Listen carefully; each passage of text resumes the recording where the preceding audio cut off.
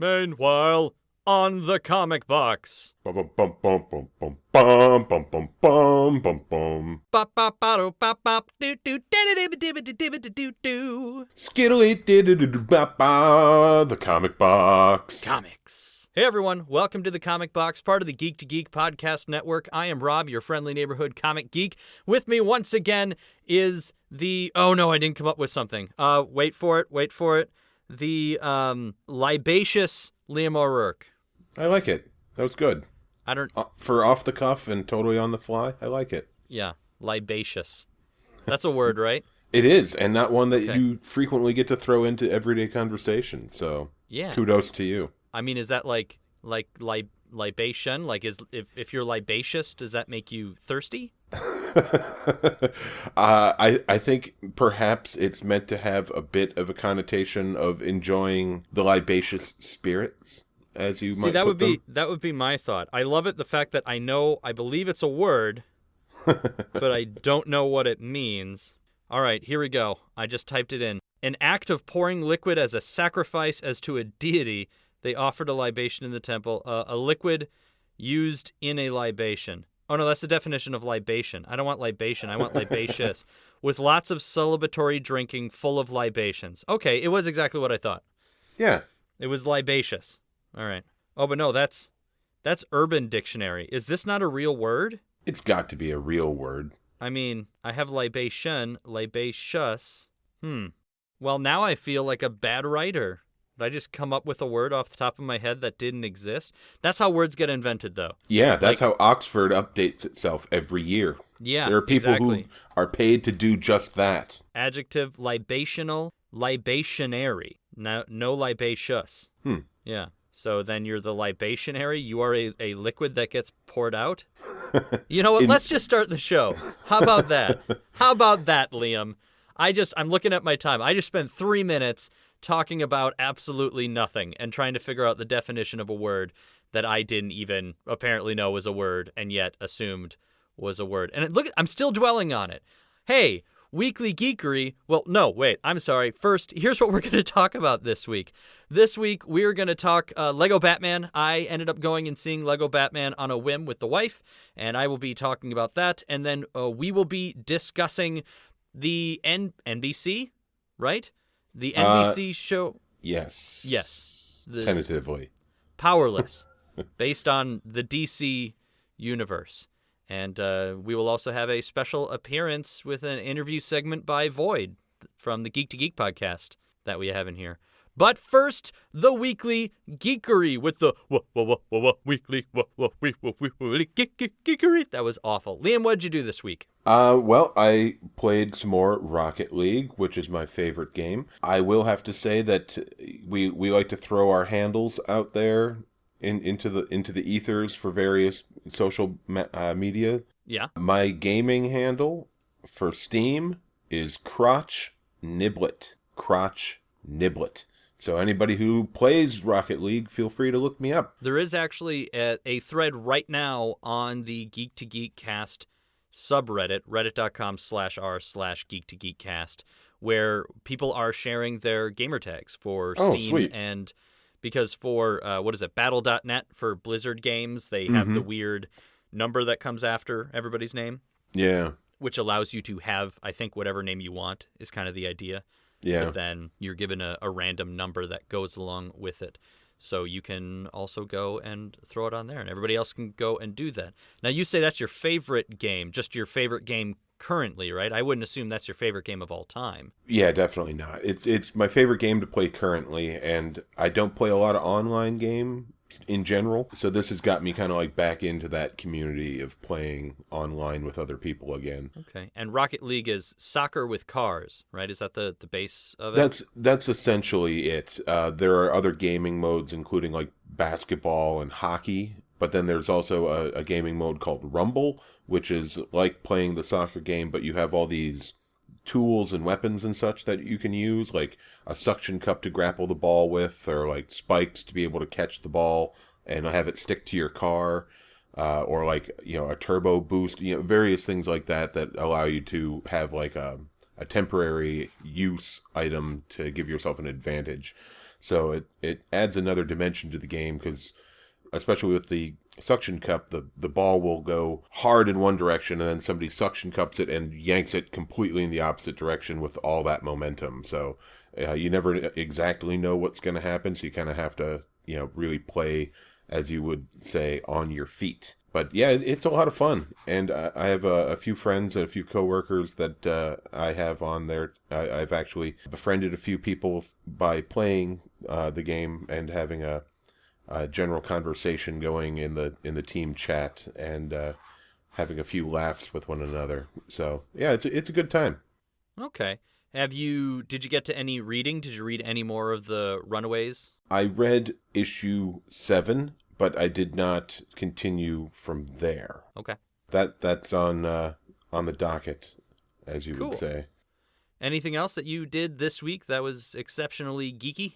Indeedly. I also finally finished the 4th season of the show Vikings, which brings me to the current point in the show. There is a 5th season to be coming, but yeah, now I'm lost without the show that I've been watching for the last several months with my buddy Bobby. Cool. I've heard good things about Vikings. I have yet to see it. I know it's on Hulu. I have yet to... It's also on Amazon, if you have Amazon. Okay. And then it doesn't have commercials, which is nice. Yeah. I gave it a few minutes just to see whether I would like it. We ended up watching 4 episodes that night, and have been watching it every time we get together since then. Cool. So besides that, I will also soon to be get Overwatch, so you and I can get in on some of that together. Oh, that'll be fun. I'll be really curious to see what you think and what characters you pick. Yeah, a friend of mine plays a lot of different Blizzard games, and I don't know exactly, but he can earn gold in the games that he can then transfer to be real life money. Well, that's cool. So he will have like a code that he can get through the spending of lots of his in-game gold to be able to give me a free copy of the game. But other than that, geekery, just a couple of things that were sort of announced recently. The upcoming Samurai Jack final season that is coming out. That will be March 11th.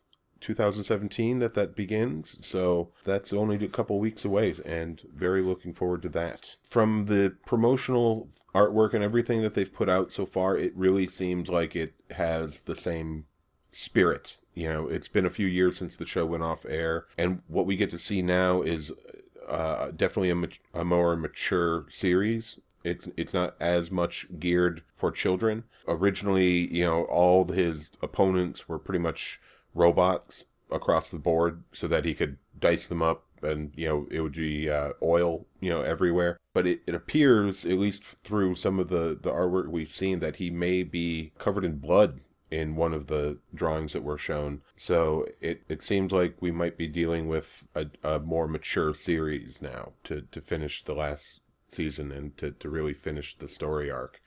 So really looking forward to that. And there is, I believe, a comic book series that also came out that was considered at the time a continuation of the television show. So this might be one of the things where continuity gets a little hairy, because they say, like many other shows that they did it with, like The X-Files or Buffy or Angel or Smallville even, where they're like, hey, this comic book is a continuation of the story from the TV show, but then the TV show itself gets brought back, like in the case of The X-Files, where they have to say, I know we called this season 11 as a comic book and said it was a continuation, but just kidding, because the TV show people showed up again and they obviously didn't want to do what we were doing. So I wonder how that's going to work out, if this one is going to be like a time jump after the comic book, or if the comic book is now just being declared non-canon. It always gets really sticky when you bring comic books into other media. Yeah, something, I'm not finding it now, but I seem to think that I heard that they are sort of throwing out the comic books and not considering that as part of this continuation. Yeah, that's typical. Yeah, what every show or every movie does when it has a comic book, continue it. But besides that, the other thing that they announced recently is the upcoming 3rd season of Rick and Morty, which I don't know if you've ever had a chance to watch, but that show is a lot of fun. Okay. Another one that I hear a lot about, and I see stuff all over the internet, different fandoms colliding with Rick and Morty and mashups and stuff. But I may have seen part of the first episode, and that's it. So like Adventure Time, it's another one of those really weird out there TV shows that just went completely under my radar. Yeah, in the void left in the world by the absence of Futurama, I think Rick and Morty helps to fill that hole a little bit, to heal that wound. And it's Dan Harmon, so if you've liked any of his other things like The Community or Harmon Quest or anything of that sort, you'd probably get a kick out of this. Cool. Do you have anything else for Weekly Geekery? That does it for me. Okay, so I'll just very quickly, I finished reading Volume 1, and I know we had our confusing discussion last week about what that means, but I read the first 18 issues, which was the first total run of Brian K. Vaughan's Runaways. And with my tablet, I've been flying through comics, so I also read the first volume of a comic book called Faith that is put out by Valiant Comics, the people that make Quantum and Woody, and sort of the hook, even though they don't say it, the hook is that it's an overweight, nerdy female superhero. So it's full of weird pop culture references and that sort of thing, and it was pretty good. I also read, I caught up on my other comic books that I've been reading. I read a volume of something, but I don't remember what. And then I started reading the Invader Zim comics as well. Okay. And I still have the trades I got last week that I still need to dive into.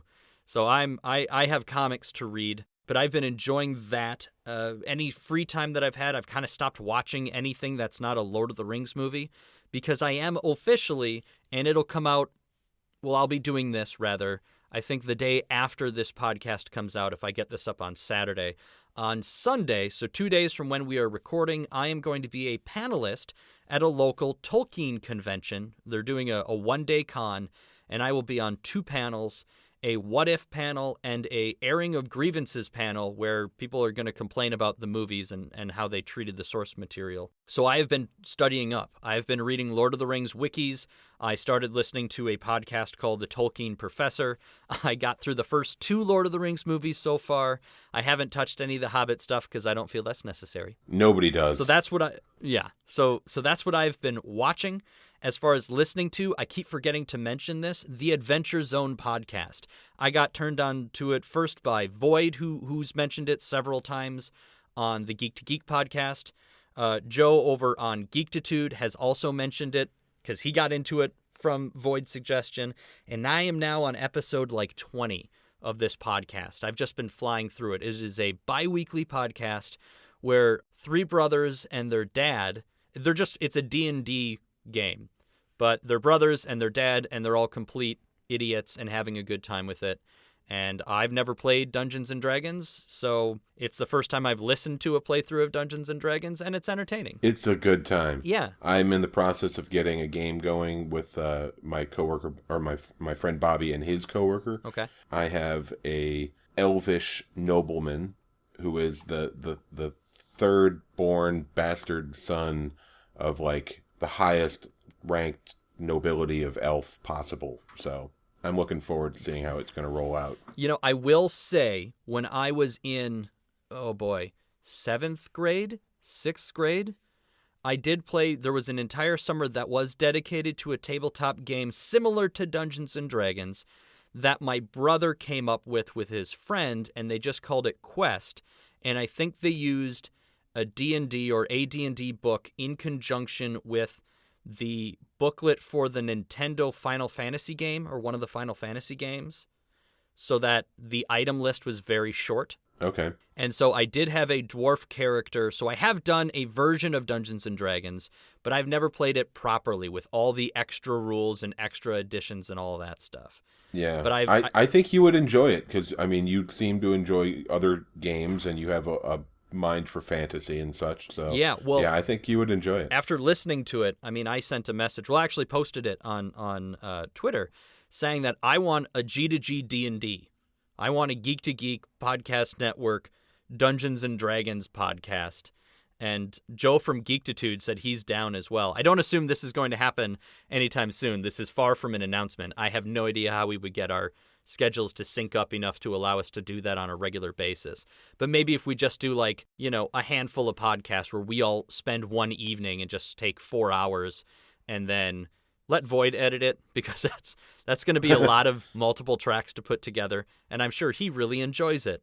So he can edit that together over the course of like a month, and then, we'll release it for 5. I don't know. I'm spitballing. It seems like a good idea. I don't know that it's a thing I could do every week, I would love to. I just don't think I have time. Yeah, it'd be hard to do on a weekly basis, Yeah. but a bi-weekly or a monthly basis, I think it would be possible. That's true, especially if you're only playing for like an hour or two. Oh, it would probably go a little more than an hour. Yeah, I would say 2 to 3 hours is a good estimate. Yeah, that's tough for me, man. I don't usually have that much free time. However, transition, beautiful. I did have enough time. Thank you. I did have enough time to go see Lego Batman. The Lego Batman? The Lego Batman movie. And here's what I'm going to say about it in my short review. I know it just came out, so we usually wait so we don't do spoilers, but I don't think we're going to do a full review of this. So I will just say it was good. The first half especially is fantastic. If you're a Batman fan and you've seen any of the other movies, or even there's references to the Adam West TV show even. So the theory is this Batman character is all of those Batman characters who has been in all of these movies. Okay. And so the Joker is the same Joker we've seen in every iteration of the Joker, because he gets all upset in this movie that his plans don't work out. And somebody's like, what about that time with the 2 boats? He's like, we don't talk about that. Or he gets snippy. And that's it. They don't mention directly, they don't say the Dark Knight. They just say, what about that time with the 2 boats? Or what about that time with the parade and all of the Prince music? Kind of things. So if you know the other Batman material, the first half is especially good. And then I will say that at that point, it kind of jumps off the tracks and it goes the same way the Lego movie went, where then they're like, by the way, look at how many characters we have access to. So it's not just Batman characters. Like King Kong and Voldemort show up. And it just, like, the movie gets weird. And while I'm okay with it getting that crazy, it then moves on into yet another chapter of the story. It moves into another act. And by that point, I think both the wife and I were kind of pretty much done with it. Like, it went on longer than we needed it to. It took longer to make its point than it needed to. But I thought the voice cast all the way across was good. There were times, especially, again, in the first half of the movie, that genuinely had me laughing, which is a rarity. It's tough to get me to laugh out loud when I'm sitting and watching a movie. I would still suggest it if you're a Batman fan. I had no plans to see this movie until I saw the positive reviews. So I would say if you're a Batman fan, yeah, you know what, go see it. Or at the very least, make sure you see it when it's out to rent or for Redbox or streaming or whatever. It's worth the time to watch, certainly. Okay. It does for a second deal with the giant hole in the sky thing. And that was one of the couple times where I absolutely laughed out loud because it caught me off guard. And I'm going to spoil this, so spoilers in 3, 2, and 1. But when this hole opens in the sky and the plot is villains are being released from the Phantom Zone, and that's where, like, all of these random characters from other movies is they've been trapped by Superman in the Phantom Zone. So it's just all these lights pouring out from the sky, and everybody's looking up and terrified. And just very quickly, right before a cut, a guy just goes, I'm going to start looting, and just turns around and runs, and it hard cuts. And it caught me perfectly. Like, that joke for me landed absolutely perfectly. Will Arnett does a great job. Michael Cera as Robin was very smart casting. Like, I wasn't a huge fan of Zach Galifianakis as the Joker, but in general, everybody's doing great. I mean, Alfred, everybody gets suited up, and for a small period of time, Alfred wears the Adam West Batman costume simply because he misses the 60s. Like, there's just enough dumb stuff in this movie, and then actual serious issues. Like, the movie starts with a good point of Batman's been around for 75 years. Crime is still as bad as ever in Gotham because we have all of these villains.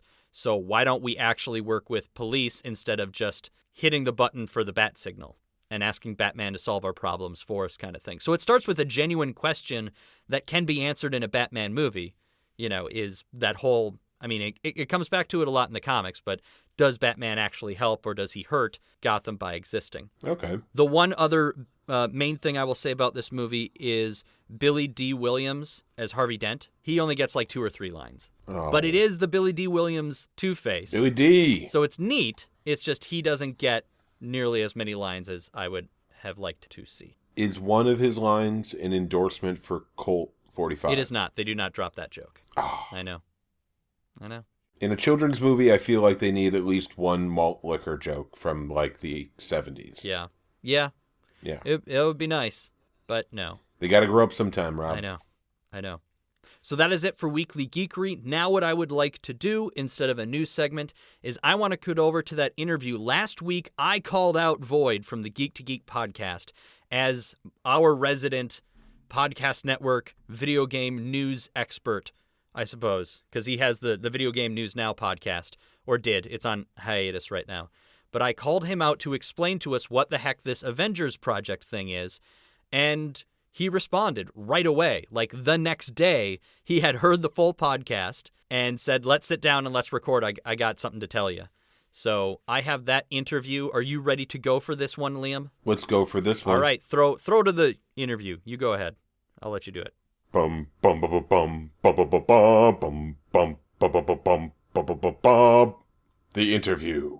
You know what I really wanted to do with this segment was actually, like, do you have the theme music from Video Game News Now? I do. Like, maybe I can insert that in, and then it's just like a Void segment of, video game stuff, because I'm totally not going to be on top of any video game news. And this is not an aside, by the way. We are recording. This is going in the show. I figured. Okay. I figured. No, that's a good idea. I will give you some of my audio assets from Video Game News Now. Since that is on indefinite hiatus, I am perfectly happy with that. Fantastic. I'm not going to use it for this one because I did that incredible intro. I mean, I know. But I tell you, I'll use it for the outro. Okay, there you go. That'll work. So this is Void, everybody. Those people listening. If you're listening to my show, you probably recognize this guy's voice. This is Void from the Geek to Geek podcast, who has joined us to tell us more about this Avengers project. Is that what they're calling it? Yeah, it's like, I don't think it has a real name yet. It's just an announced partnership. But basically, I was listening to your episode that came out as we're recording this on Sunday night, the night that your episode just came out. That's correct. And you called me out and you said that I needed to get on the show and talk about it. So I let you know right away that I had free time. So we're talking. I didn't even finish your episode. I'm like 3/4 of the way through last week's episode. So yes, I'm here to talk about it because I know the stuff off the top of my head. Well then shoot, tell me what this is.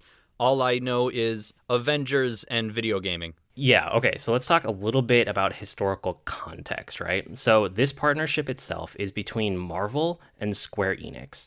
And normally if you hear Square Enix, the Squaresoft part jumps out a little bit first. It used to be Squaresoft was one company, Enix was another, and they merged at one point not too long ago. And Squaresoft is like Japanese RPG heavy. Some of the classics in the genre like Chrono Trigger, like Final Fantasy, the whole Final Fantasy series, those are very associated with Squaresoft, which is now Square Enix. But it also includes that Enix portion, which is things that are more like Tomb Raider-ish and more like Western developer. So the reason that this partnership is coming about is because Disney now has no in-house video game studios. They used to have a couple of them, and they tried a lot of different things, and they never had much success. The one thing they had the most success with was Disney Infinity, which you've probably heard us talk about because I know you listen to our show. Yeah. Disney Infinity is it's the toys to life thing where, you buy the little figures and you put them on the stand and they come to life in your game. They had some success with that, but the toys to life genre is already kind of like losing steam. And it was just kind of the death knell for like the general video gaming in-house at Disney. So Disney decided to close all of their in-house studios that were left, which there wasn't a whole lot besides Disney Infinity at this point. And this was like within the last year. And instead, Disney announced that they're just going to start partnering with people who actually make really good games already. So we have Star Wars partnerships that are already announced. There are like 4 or 5 Star Wars games in developments with huge studios. And the only one we've seen so far is EA and Battlefront. Sorry, I get it mixed up sometimes. Battlefront is the Star Wars version. So that one came out before Episode 7 last year. And we have a Battlefront 2 on the way. That's the only thing that we know 100% for sure is on the way. But there are like 4 other titles in development with other game studios that they trust. So the way I see it is this is an extension of that. This is a wing of Disney, which now we're talking Marvel. But Marvel is reaching out to partners now that Disney has decided, no, we're not going to develop anything internally. We're going to use people who know how to make games. So Disney has reached out and done a partnership with Square Enix, and the people who are already good at making games are going to be the ones making this new Avengers game. Does that make sense so far? Yes, but now you used singular of saying this Avengers game. The theory is we're looking at multiple games, right? Yes. I think we are.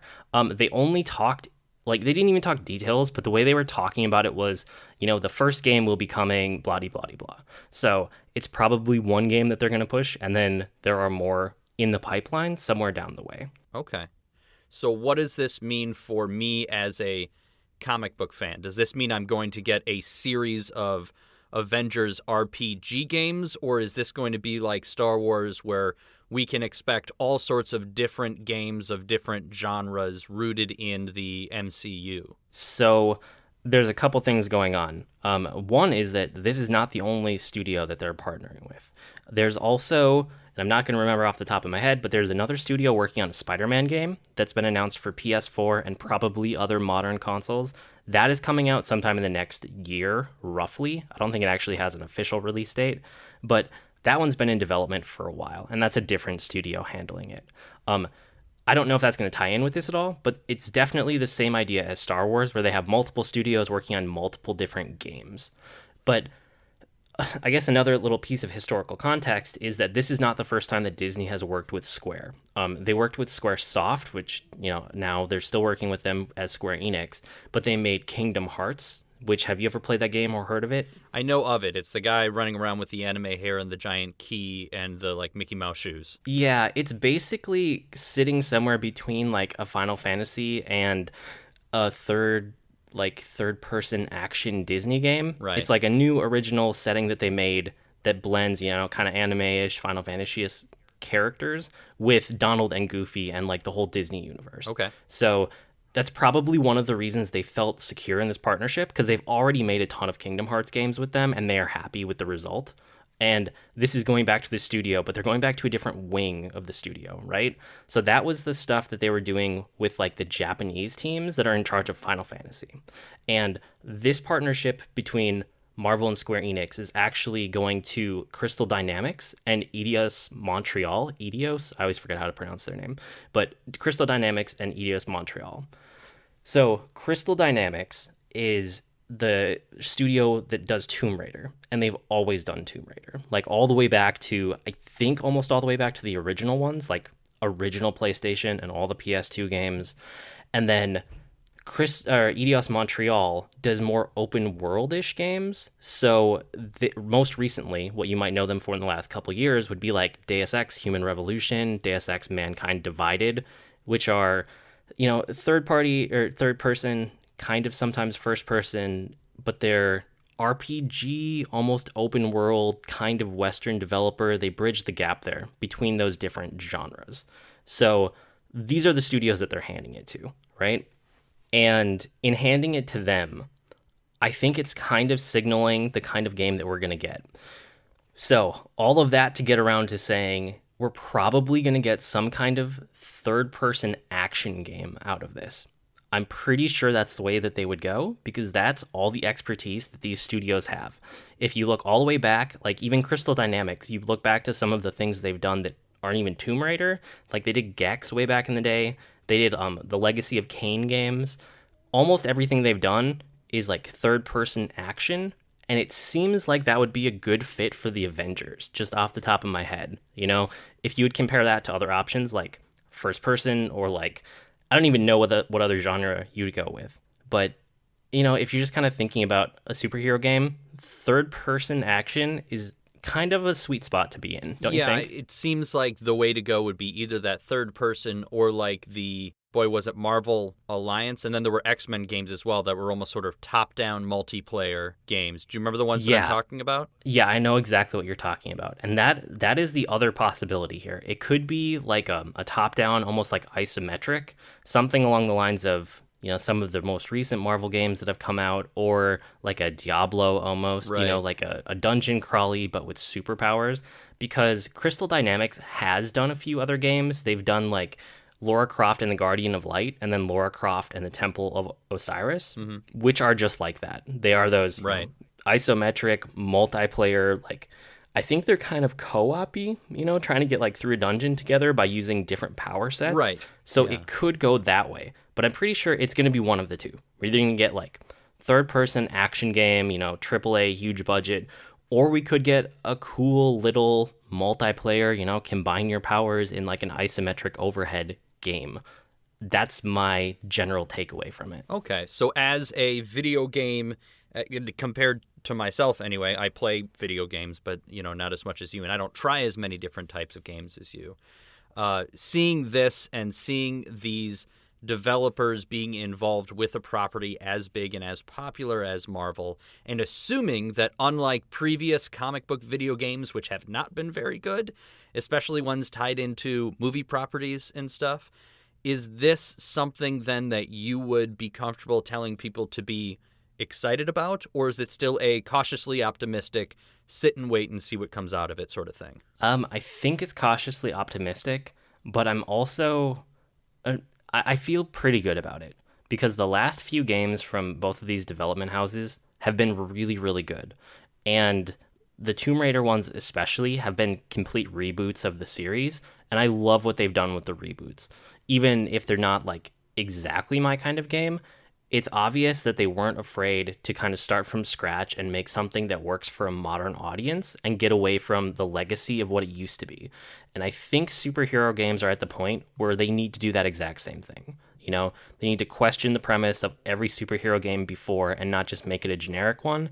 They need to really dig in and see what they can do to make it feel different and unique and possibly be the start of a series that leads to multiple games down the line, like we were talking about. Right. I mean, especially when it comes to any type of multiplayer gameplay, that's going to be super tricky. I mean, I can think of my favorite superhero games of all time. It's easily Spider-Man 2 for the PlayStation 2, Batman Arkham City, I would say, and maybe Lego Marvel Superheroes, though in the end that got very, very busy. And I can look at that type of gameplay and think, well, if it goes more of the turn-based RPG or third person, it's going to be tough to be able to include multiple characters in that, and it's the reason why I never really got into, like, they made Captain America games and Iron Man games, and there was probably a Thor game. I honestly don't even remember because it's Thor, and I guess there was nothing super interesting about that to me.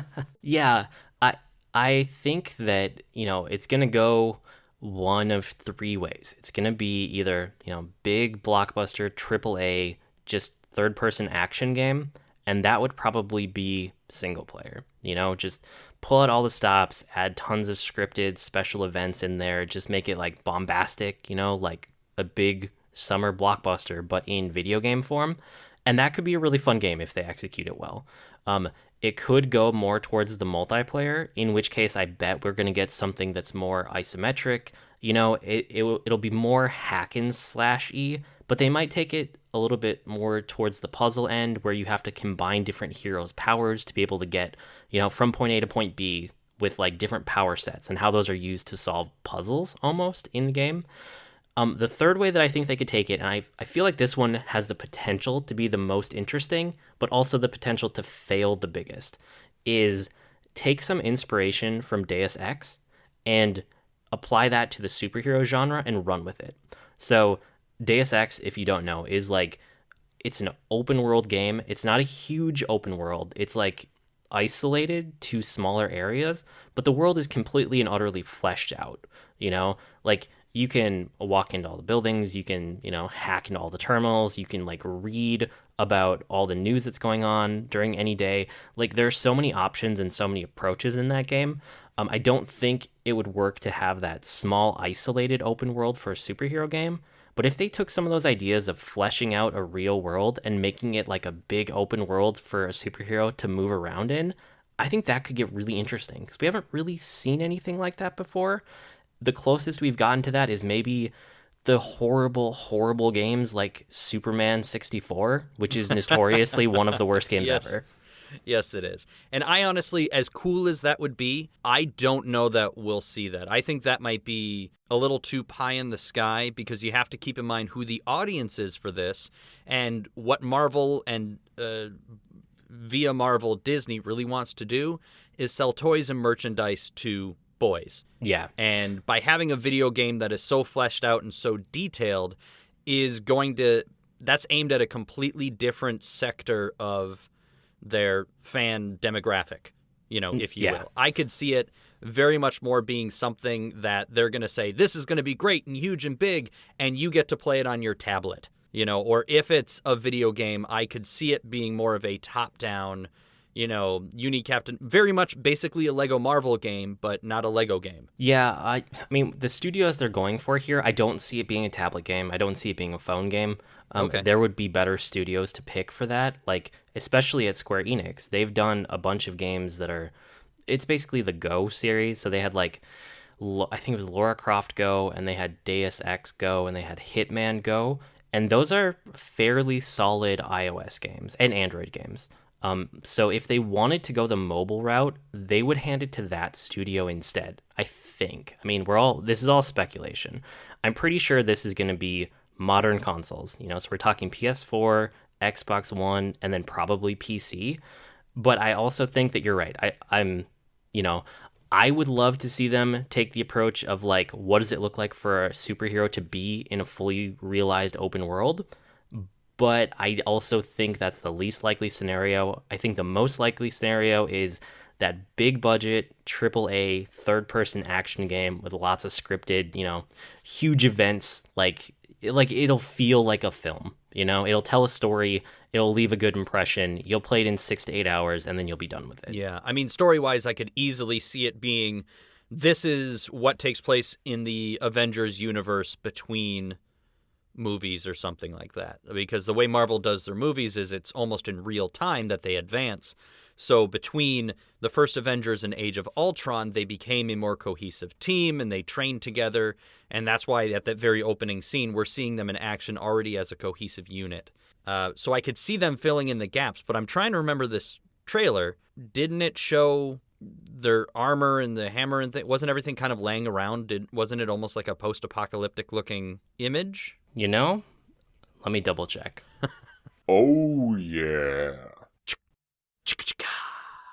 Okay, I rewatched the trailer really quick. Okay. And it does look like they want it to be multiple heroes, which I figured since it's an Avengers game and not a Thor game or a Captain America game. Right, yeah. So, yeah, I mean, it might end up being a co-op. Let's mix and match powers and have multiple players together trying to work towards a goal.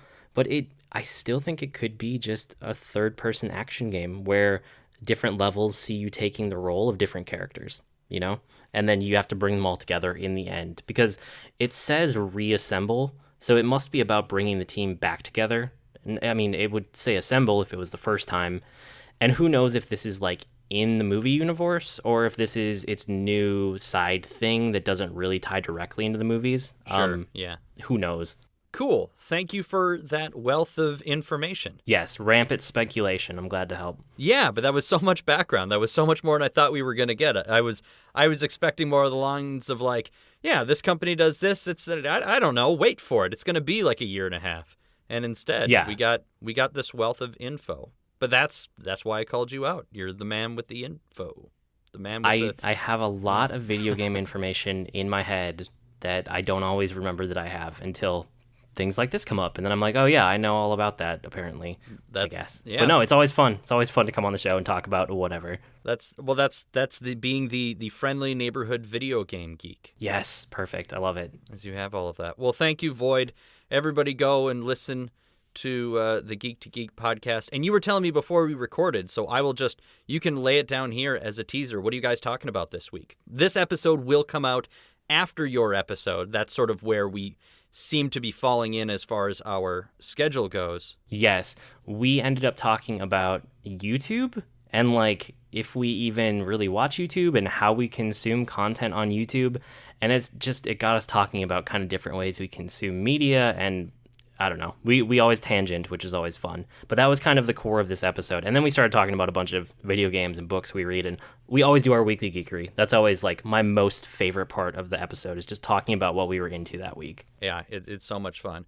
Well, cool. Well, when you are listening to this, folks, that is already out there. So go listen to the Geek to Geek podcast. And if you already have, then you just got a teaser for a thing you already watched. And you can feel so accomplished in your life for having done something before anybody even told you about it. Good job. You can be all hipster about it. You listened to it before it was cool. Keep it up. Excellent. Well done. All right. Thanks, Void. Yep. See you later. And we are back. Wasn't that revelatory, Liam? It was amazingly so. Revelatory. I was told to assemble, and I did. Perfect. Avengers joke. Avengers joke. So now, let's get to our topic of the week, our proper topic of the week. Topic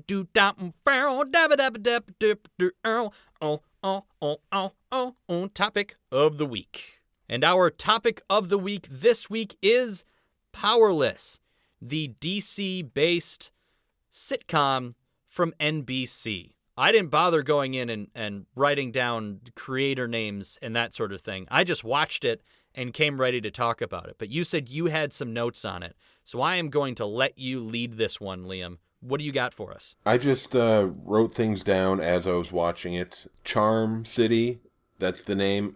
Is that a real DC Comics city, or is that just made up for this show? Because I don't think I've heard of it before. No, I think that's new. And I think before we get into the specific details, we can say the general premise of this show is girl from little city moves to the big city to make her dreams come true. But there are superheroes and supervillains, and they cause damage and mayhem and destruction, and the show focuses on all the day-to-day people in the city where all that collateral damage has to affect them one way or the other. Like, they make a reference about how every day the train gets destroyed, so they have to find an alternate way to get to work.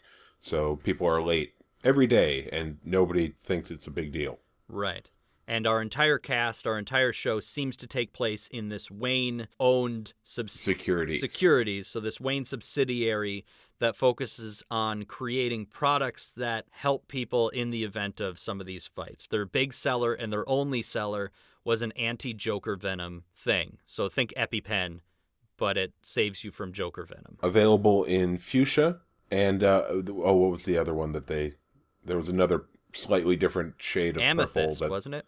I think that was it. Yep. Yeah. Well, from the get-go, well, no, I suppose you're right, because it does start with the opening sequence on the train, and then it cuts into the title sequence, which may have been my favorite thing about the whole show. Did you catch the opening reference on the headline of the newspaper? No, I saw that they had a newspaper they panned by, but I think I was looking or setting the remote down and I missed it. What did the headline say? Well, I went through very thoroughly and read every possible headline. Thank you, HD. All right. The main headline is President-elect Luthor vows to make Metropolis super again. Nice. I think that's a little political reference there. Yeah. Well, Lex Luthor was the president in the DC universe for a time. That's true. And he is a rich, evil man. Yes, he is. Hell-bent on world domination. Yes, he is. Yeah. Yeah. But no, after the train scene, when they go into that title sequence, I loved it because they started with the famous Action Comics #1, and then it wasn't necessarily famous covers after that, but it showed covers of superhero comics, and then it zoomed over to the side and showed one of the bystanders, and that's where they put up the name of the actor, of the main actor. That might have been my favorite thing, because that, in a title sequence, told you everything you needed to know about the show without showing you a single character that's actually in the show or a single clip from the show. And that I really liked. I thought that was really smart. Okay. See, what I did is I took notes on everything, and I assigned things that I liked versus things that I disliked a plus or a minus point value. Oh, wow, dude. Okay. Yeah. So my note for the opening credit says, showing me the Green Lantern in the credits. That hurts. Don't show me something I love and then not show me something I love. minus 2 points. Okay. So I'm just gonna let you do this. Just roll with it, man. I'll interrupt you if I got something to say, but it feels like you are far more prepared than I am, so I will let you take the lead. So my third note, and this comes before the one I just read, was cancel this and give Alan Tudyk something good. He's charming. Minus 1 point. Okay. But there's a sub note, an asterisk, if you will. Did you hear about the possibility of the Firefly return? No. So, apparently, Fox has stated that they are willing to pursue a reboot of the series if Joss Whedon will be at the helm. Yeah, but a reboot would mean a whole new cast and stuff. I say no. Let it die. Like we have the show, we have the movies. There's comic book sequels. You know, I don't need to go back with an all new cast retelling the story again. No, I don't think it would be an all new cast. I think it would be the cast that we are familiar with, only in a rebooted series in a slightly skewed universe or whatever. Okay. So that's my kind of understanding, is the way that they'd like to develop it if they are going to. So this is before the show even started. You want the show to be canceled and Alan Tudyk to go do something else. Most especially a Firefly reboot. Okay. So, yeah. Then my next note says, oh, look, there's Starro. Wish I could see the JLA. Minus 1 point. And that's the female protagonist is Vanessa Hudgens, which is a name that people are familiar with. Okay. Okay. So she is, the one who's shown in most of the scenes. And in this scene, she's like cleaning her apartment. And out the window, there's Starro. And then Starro gets blasted by a giant green light, and is obliterated and messes up the outside of her windows that she had just cleaned. Insert laugh track. So, but before you continue, how many of these notes do you have? Because just in the interest of time, because I'm with you. I also noticed Starro. I thought it was kind of neat to throw him in there because we were never going to probably see him on the other shows unless they did the Grant Morrison version. I have 18 total notes, including the ones I've already read, and a final thoughts wrap-up. Okay. Well, let's blast through them the best that we can then. You did the work. I don't want to take that away from you, Liam. Yeah, these come sequentially, okay. As I'm watching the episodes. Okay. So that currently we're at a negative 4 points in case people are taking a score. Okay. I feel like this should have been like a commentary track on the show. Like, watch it, take notes, watch it again, and then we record. But then, no, you go ahead. Now, point value is completely arbitrary and made up entirely by me, and there is nothing to be gained from getting points. So okay. I will just lay that as the foundation. Adam West, bonus point. There was a Adam West voiceover at some point where and then I think we never see him. No. So is he the mayor of the city? We don't know. We don't know if we get a Mayor Adam West. I would love that. That would be great. But I don't. Anytime you want to have Adam West on screen, or at least a voice actor in something, he's a lot of fun. Yeah. He's very, as we call nowadays, meta, and willing to make fun of himself, and so he's got a very good sense of humor, and I appreciate that. Then there's a reference that Alan Tudyk's character, who I'm going to call Dwayne Wayne, I know that's not his character name, he makes a reference about Bruce being stingy with his HBO Go. Yeah. Real topical stuff. That's minus 1 point. Yeah, I wasn't a fan of the way that they tried to play with Bruce Wayne just in general. Like, I get it, and it's kind of funny to throw things out as how good Batman is at pretending to be Bruce Wayne, if you will. Yeah, we didn't need it. Nope, this guy also didn't need to be a Wayne. No, he didn't. Alan Tudyk could have literally been anybody else. He could have used an Easter egg name, last name. He could have secretly been Booster Gold the whole time. Oh, yeah. Wouldn't have made a difference. It could have been a backdoor pilot in a pilot to a Booster Gold series. That's right. Yeah, again, very meta. Then there's a scene where we're introduced to her development team, the people who are already firmly established in the company, trying to make these new products work.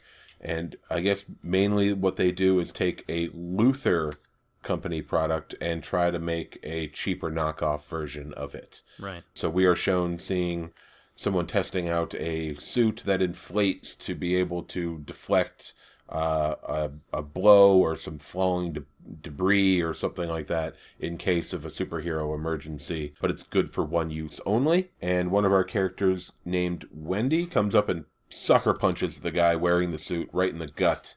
And my note is, Wendy shouldn't sucker punch. That's how Houdini died. -1 point. Okay, not technically correct, but okay. Yeah. Well, partially correct. You get partial punched credit in the one. stomach, ruptured his appendix, and he died. Okay, so let's stop then and let's talk these other characters on the show. We have our main character. We have Alan Tudyk, who is the idiot boss, and then we have 3 engineers, I guess. Yeah. Of some sort. Danny Pudi as Teddy, Christina Kirk as Jackie. She's sort of the office executive assistant. Oh, that's correct. Ron Funches, if I'm saying that right, as a character named Ron, coincidentally. And then there's Jenny as Jeannie Pearson as Wendy. That's like the main crew.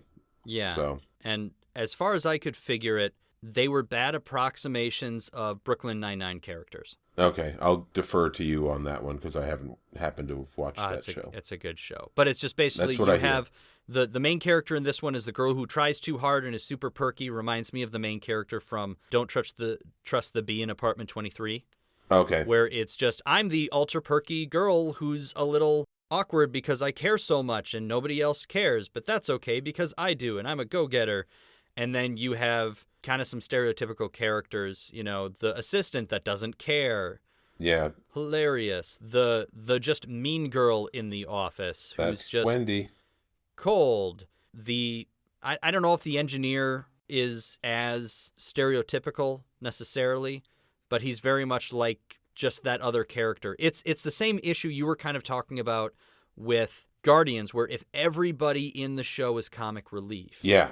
Exactly. You have to work really hard to find that balance. Now, I think that Brooklyn Nine-Nine does that, where every single character has the ability to be the comic relief in a scene, so long as one of the other characters is being played against them as serious at that point in time, or even though you're a ridiculous character and I'm a ridiculous character, we're talking about a thing that you care about, therefore you are a straight man for this scene, and that keeps the show kind of fresh instead of just having the one Gomer Pyle in the corner doing wacky stuff. Yeah. I didn't feel like the balance was there in the pilot. No. Between all of them. Yeah, I didn't feel that way at all. Most of the stuff that I thought was actually genuinely funny was Alan Tudyk, and the stuff that wasn't was Danny Pudi. They are the best parts of the show, in my opinion. Okay. I'm sorry, you can continue with your notes. This next one I think you'll appreciate because it's an issue we have spoken about directly. +2 points for Danny Pudi making a Shazam reference correctly. Yes. Did you caught that? I did. Yeah. Let me call down a wizard, and then he yells Shazam, and he's like, "Oh, nothing," and it's just like, you get it, you know what you're doing there. They wrote it the way that it was meant to be, not the way that sort of current continuity has it working or whatever. Really, I appreciated that. So +2 points. Let's see. Then we've got Alan Tudyk is a flying V-man, no question about it. -1 point. And that's in reference to Emily, the main character, looking over and seeing him just jamming out on a guitar in his office because his whole thing is that he hates being in Charm City and he hates being the head of this company. He wants to live in Gotham and wants to be, in the big Gotham HQ. So he's just trying to find his ticket out. So she sees him just jamming out on a guitar, but it's not a flying V, and I had to take an exception to that. Okay. Like I said, please continue. Totally please arbitrary. Continue, Liam. This is a long list, and I think we're like 5 minutes into the episode. So they do take a crack at lime-flavored beer being disgusting, so +1 point there. Okay. Then let's see. In the whole show, there's the whole auxiliary thing of the superheroes and the villains fighting. Well, in the show so far, we're introduced to a villain by the name of Jack O'Lantern. Mm-hmm. And that might be... I might need to look. There is a Jack-o'-lantern in the Marvel universe, I know.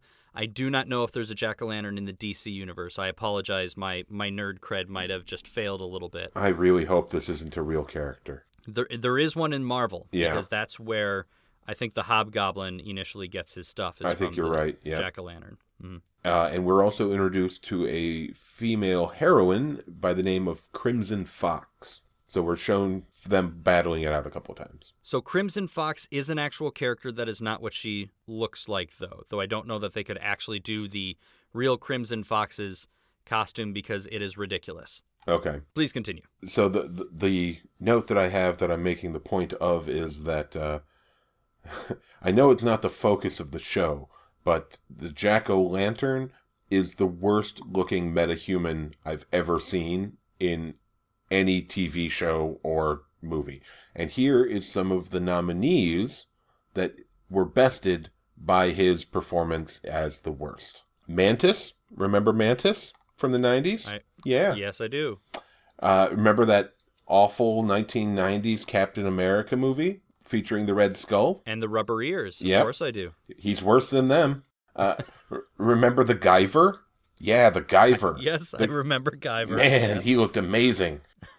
Ryan Reynolds' first appearance as Deadpool in Wolverine Origins makes this look amazing. And you wouldn't think it possible, but the entire cast of the JLA TV movie pilot, they all look better than the Jack-o'-lantern, including the Kelsey Grammer-esque Martian Manhunter.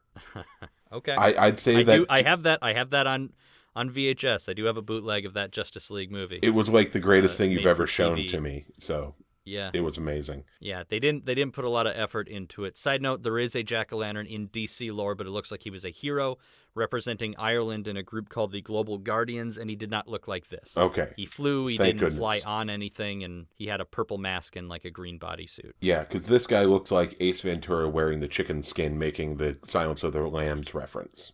Yes, he does. Yeah. So that is my note for that. What number are we on? Oh, we're down to 5 more notes. Okay. These ones are all quick, though. The main character, Emily, is quoted as saying she believes in this team and I'm not giving up. And that's 5 minutes after meeting the team in the first place. That's a -3 points there. That's just so cliche that I just could not stand it. So it was the severest negative detraction I have suffered this far in the episode. But it does then take a shot at Civil War, which is a +2 points, when they're talking about superheroes fighting for vaguely defined reasons. I'm going to argue that was actually for Batman v Superman, not Civil War. Okay. Yeah, it could be. But it's possible. It is possible. I would just think Marvel. DC would be taking the shot at the Marvel as opposed to taking a shot at themselves, but maybe they are. They are. Either way, they're right. Okay. Then they make a joke about kryptonite glass. One of the products that Ron invents is a panel of glass made from kryptonite so that when Superman comes to smash in your building during a superhero fight, he will become slightly depowered and will just deflect off the outside of the glass as opposed to smashing through the window, which is apparently #1 cause of workplace accidents is Superman crashing into your office building. Which, again, is a shot at Man of Steel and Batman v Superman. Yes.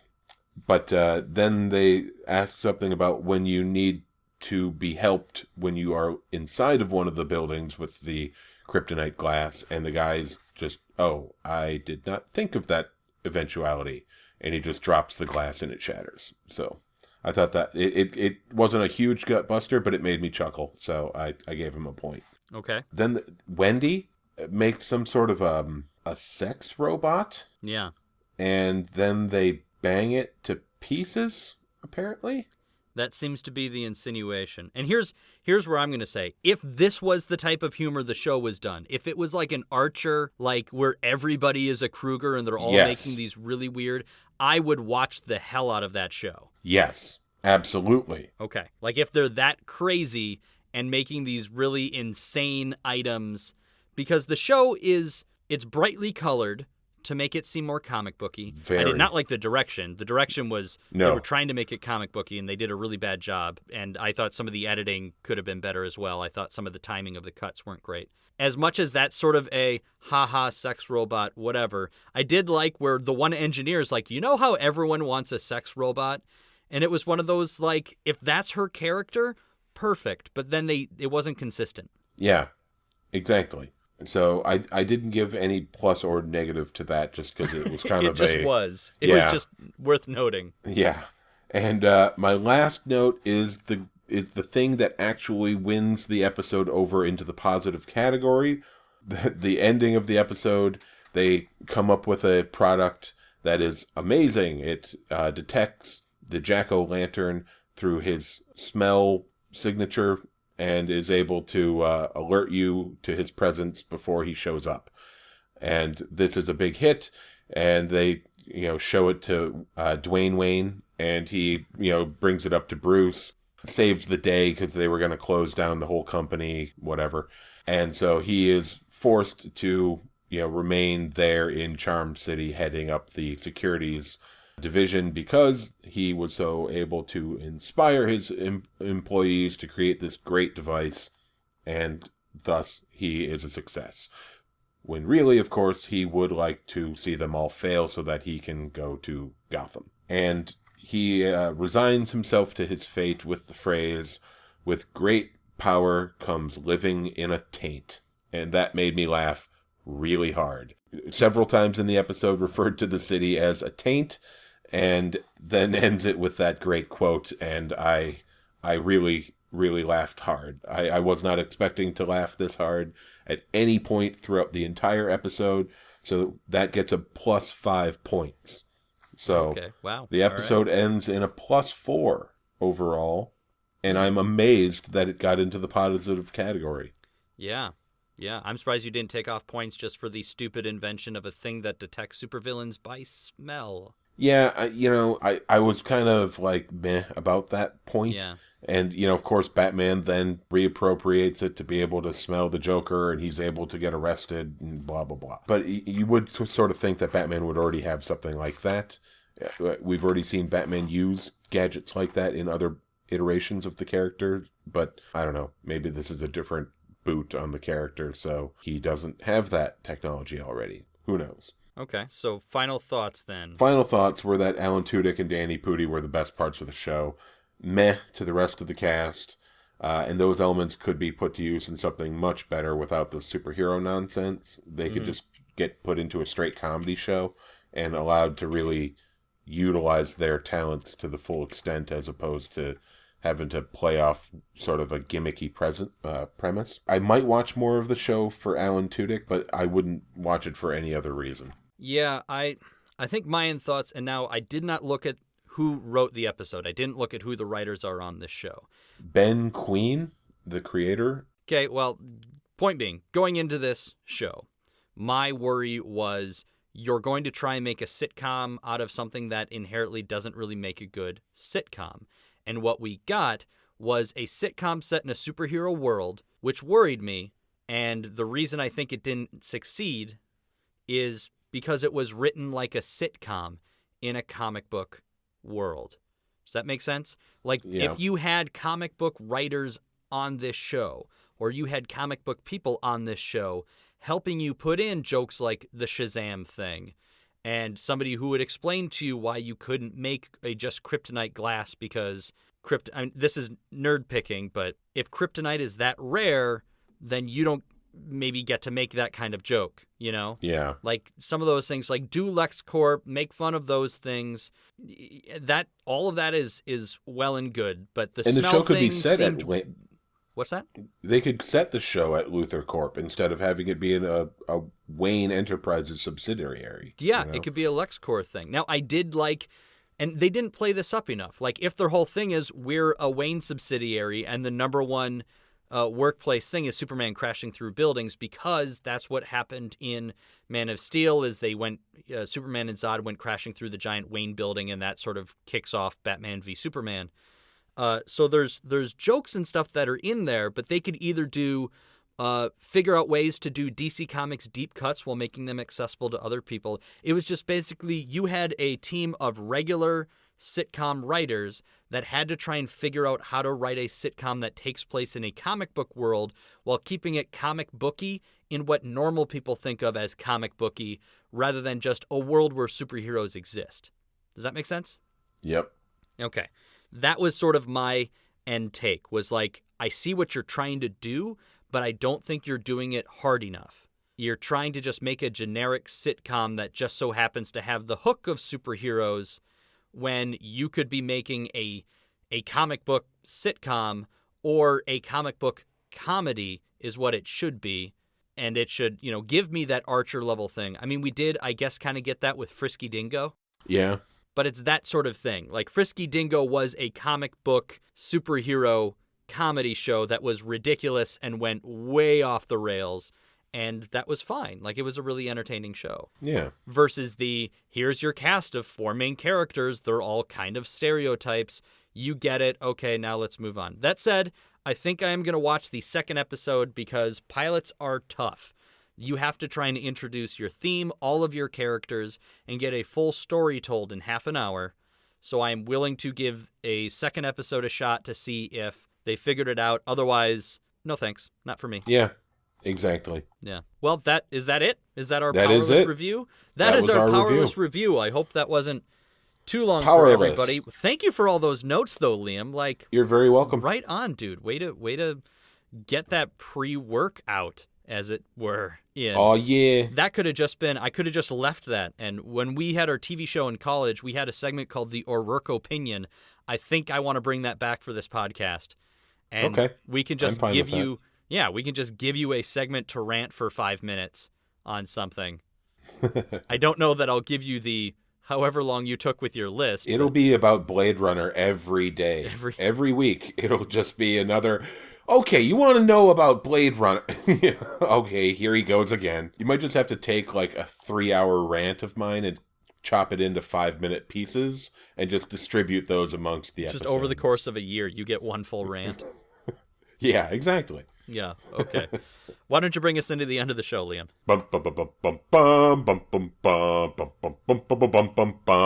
Thank you. We are closing the comic. We didn't actually say what issue this is. I am just not... What issue is it? 36. 36. This has been issue 36. You know what?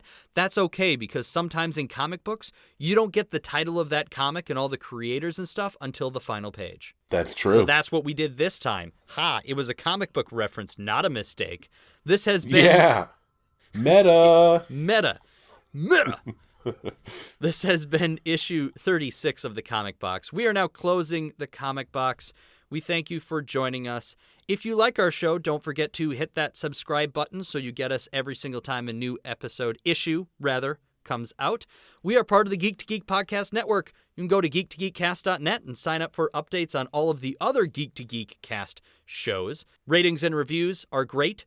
You can find us, on Twitter at ComicBoxCast. On Twitter at ComicBoxCast. You can find me personally on Twitter at Noby, at KNOWBY. You can find Liam on Facebook, link in the show notes. You can find the entire Geek to Geek podcast community at our subreddit, reddit.com/r/geektogeekcast. Did I forget anything? And remember, Crotch, Niblet. And Crotch Niblet on Steam. I am Noby on Steam, KNOWBY. So you can play games with both of us. Oh, next week, Liam, we need to have what we're doing next week. I was thinking... We're 2 weeks away from the Logan movie, yeah? Yeah. So, should we just flat out say, let's go read Old Man Logan for next week? Yeah, let's do that. Okay. It is not at all similar to the actual Logan we're going to get. There might be very small pieces, but it's still a good comic. Parents, be warned, there is some stuff in there. You might want to flip through it before you hand it to your kid. There's no strictly adult content, but there's some deep levels of violence in there. There is one of the... things, a scene that was listed as one of the most gory graphic kills that Wolverine has ever committed. So, yeah, you might want to be on the lookout for that. Well, there you go. So maybe not for all of the kids, but we will read Old Man Logan for next week, and that's what we'll talk about to prepare for Logan. And there is another thing we're going to tackle. Void sent me something on Twitter that he said he wanted to hear more about, and it was just an issue of better ways to buy comics.